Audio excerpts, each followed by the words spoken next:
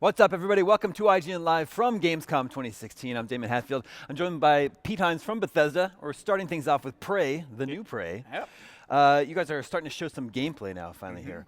This was one of your big announcements at E3 this year. Yep. You finally showed some gameplay here. This is sort of a truncated of what you showed at QuakeCon recently, too. Yeah, this is just a few highlights of some of the stuff that we showed off at QuakeCon.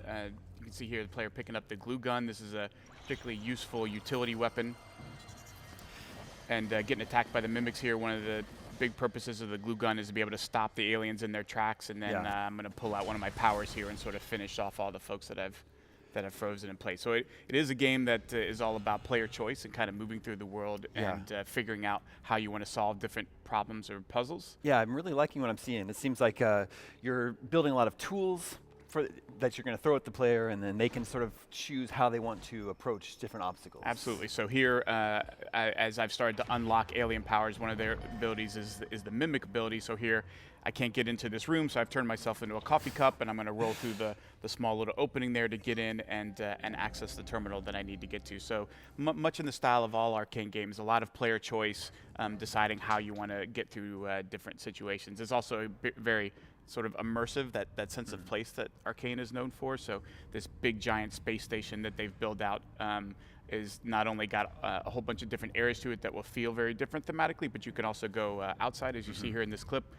give you a sense of the scale of the station. So there's gonna be times where you're gonna want to go outside in one location to access another that may be blocked off. But it's a huge station, yeah, it's going to give you sort of all of those abilities to kind of go and play your way and solve problems the way you want to solve them. Does the whole game take place on this space station? Pretty much. In and outside the station, Yeah. it takes place on the station, Talos 1. Do you describe it as an open world game? Not exactly. If you've played Dishonored, for example, it's that's not exactly an open world in that you can't go wherever you want and do things in any order. But within every level, within every mission, once you sort of start off in Dishonored, you get lots of choice in terms of where you want to go and how you want to move through it. And Prey is similar to that. I think it's a bit even more open than Dishonored in terms of your ability to move through the space. Yeah, there's a lot of freedom to kind of pick and choose what you want to do and which order you want to go and do things. Now, I'm sure this is one of those questions you're beginning to get tired of asking or answering, but you've said it's really not connected to the original Prey game. It's not at all. It's not a sequel. It's not thematically connected, but it is called Prey. Yeah. So is it really the title literally the only connective tissue between these games? No. I mean, when we looked at Prey, if you boil down the original Prey game into kind of its essence, it was a game about being hunted by these aliens who are trying to kill you. And our game that we're making is thematically the same in terms of like you were on this station being hunted by aliens who are trying to kill you. How are you going to survive? Everything else beyond that is entirely down to Arcane to define. And so it is, as you said, it is a reimagining. We're not trying to bring over any other particular elements of the previous protagonist or any of the other elements.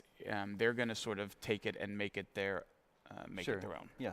Well, we've already seen what they can do with a steampunk world in Dishonored, so I'm very excited to see what they can do with the sci-fi world. Yeah, and the thing is, like, it certainly has a few similarities to Dishonored, but I think it's doing an awful lot of things on its own that are going to feel very different in terms of the pace of combat, some of the crafting that you do. I mean, crafting is a little bit of Dishonored, but I think this takes it much further.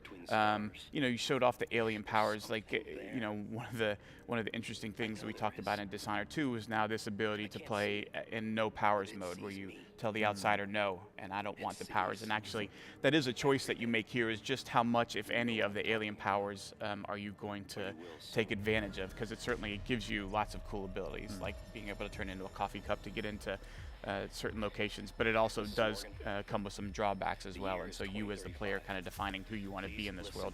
You can see here the psychoscope. This is the way that you inject your eyeball to give yourself these cool powers. But it's doing a lot of different things. It definitely has a lot more maybe tension. There's a bit more of almost a horror element to it. Yeah. The psychological aspect, something you don't see a ton of in Dishonored. And again, the flip there is that Dishonored is very much a supernatural, badass assassin, whereas here, you know, in the spirit of Prey, it really is about all of these aliens trying to kill you. You're not just walking into a room and taking out anything you want to. The aliens are called, is it the Typhon? Is that like sort of the name for them? Yeah, Or? right. Okay. And we've seen a few different types. We've seen the mimics. The mimics they do have the same power that you have to disguise yourself as ordinary objects? Well, so when you start the game, you're just a human being on this space station trying not to die. You have the ability as you play through the game to sort of unlock the powers that the aliens have, and the mimic ability that the mimics have is one where they can turn themselves into any inanimate object. Basically, anything that's not bolted down in the world, they can become. And so it adds a really fun gameplay element that you might be chasing, some of them as they go around a corner, and when you turn the corner and you don't see anything, you have no idea what they've turned into. And actually, the cool thing is that we don't know either.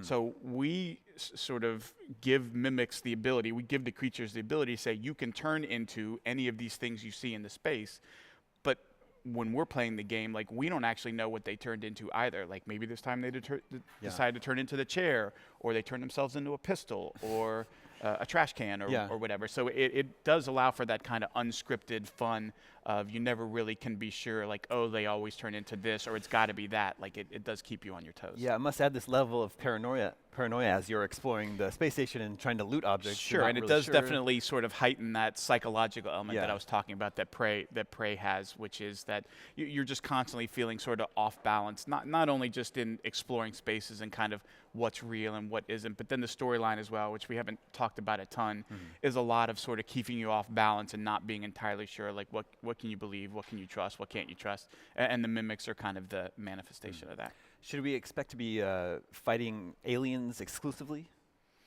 Not exclusively. Actually, in the demo that we're showing here, we do show off there are some of the robots and mechanical stuff that work in the space station that you're going to encounter, that you'll have to deal with as well.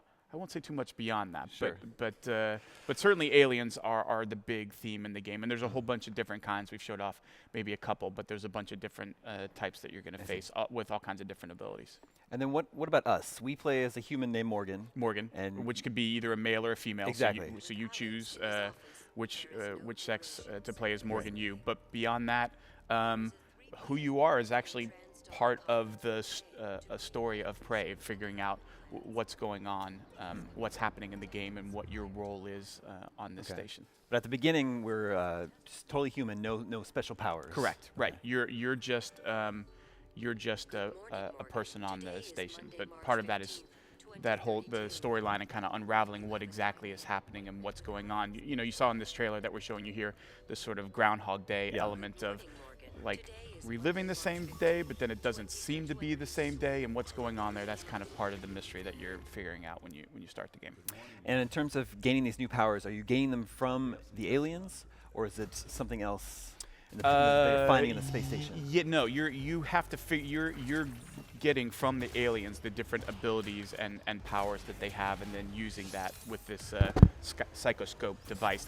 That's sort of, the psychoscope was designed as a means to take the powers and abilities that they were discovering and finding in the aliens and sort of alter humans to improve them, and then things go terribly. Yeah, as they tend to do. As they tend to do. And in addition to the powers, you're also inventing some really fun weapons and gadgets, right? Well, you're on a station, and you're scrounging kind of what you can find and what you can get your hands on. But one of the cool aspects is that we were talking about crafting earlier, that there are these fabricators in the world. Think of them as super advanced 3D printers. And so you're able to get recipes and find resources in the world that you can then dump into the machine to spit out the thing that you the thing that you need. So obviously being on a space station, you're not just sort of walking around and like there's stores everywhere. Oh, look, there's a weapon store and there's an ammo store.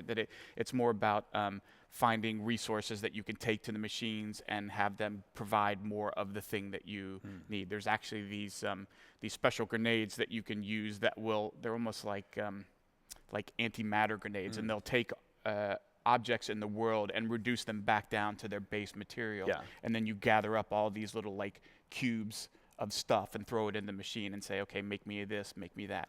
So it's part of that whole system of, you're not just walking up to a vending machine and saying, I need some of that ammo and some of this ammo and update this, but you're actually finding the stuff that you need to then go make whatever it is you're doing. And it does provide for, it's not just strictly combat, that there is elements where you're going to want to be more stealthy versus straight up attacking stuff or finding other ways to kind of puzzle solve getting through areas or dealing with threats. I believe it's been 10 years since the original Prey. Probably at least, yeah. As we start to learn more about what this new Prey looks like, I'm really starting to get excited. It totally looks like my kind of game. Throw me into an open environment, give me lots of different tools and possibilities, throw some obstacles at me, and then let me sort of decide how to maneuver. Absolutely. I can tell you, I've spent some time playing it, and it's everything that you said and more. And it's that fantastic minute to minute where you're just so immersed in where you are right now and figuring out how am I going to get through this, or doing that thing that again, games like Bethesda Game Studios or Arcane Games do really well, which is sort of pushing the boundaries of like, well, I wonder if the game will let me do this, or I wonder what happens if I try that, and then turning out the game allows for it, and not only allows for it, but encourages it and allows you to go off in all these crazy ways where you feel like you're discovering stuff that's entirely your own. Yeah, for sure. I'm super excited. Prey's coming out next year? Next year. No release date yet, but be out 2017. Stay tuned. Pete, thank you so much for coming by the show. Absolutely. Great to see you. Stay tuned. So much more to come from Gamescom 2016 on our live show after this.